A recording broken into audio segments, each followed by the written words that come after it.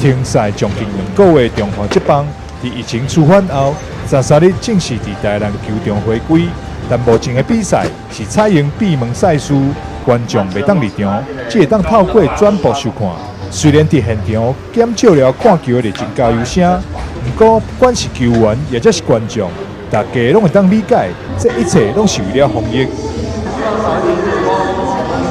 更多的观众实力能够进场，毕竟实际观赏是更实际、更好、更值得欣赏的。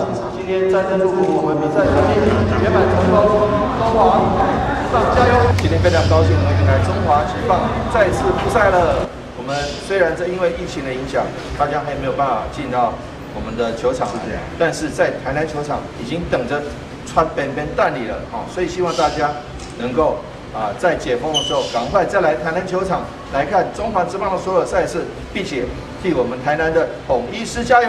加油！加油！加油！